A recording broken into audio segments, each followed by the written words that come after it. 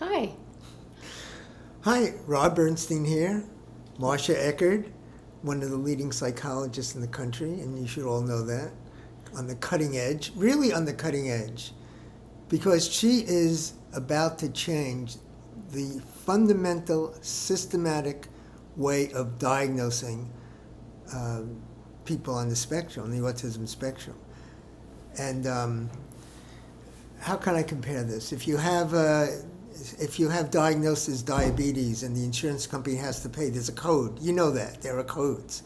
Well, the same thing with the psychological stuff, with autism and other so-called disorders, that there are these codes, and the codes were made by people who were not autistic. Now, there's a saying in the autism world, and maybe other worlds, nothing about us without us. And we could understand that if you're making a movie about autistic people, maybe you can hire an autistic person to play an autistic person, stuff like that. But this really goes down to the systemic issues of how we define, literally, how we define autism. And that manual was made by non-autistic, or as the autistic world says, neurotypical people. Yeah, let me just clarify some of this because thank you, Rob. I appreciate I'm that. doing the best I can. I do a lot of evaluating women because I wrote, and men, because I wrote articles for professional journals on how to diagnose undiagnosed adults, because most clinicians miss them. And why? Because they have sort of criteria that are not neurodiversity-informed. They say things like can't have reciprocal conversations, don't have reciprocal interactions. That's crazy. Of course autistic people have reciprocal interactions. It's just a certain kind of reciprocal interaction that is very limited.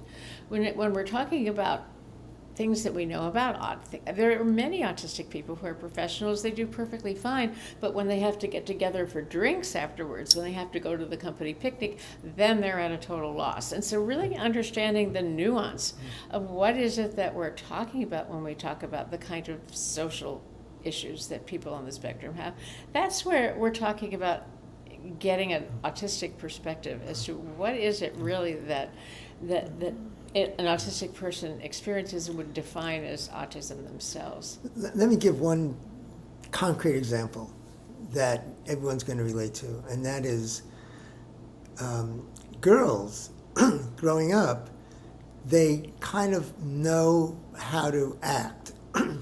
It's called masking.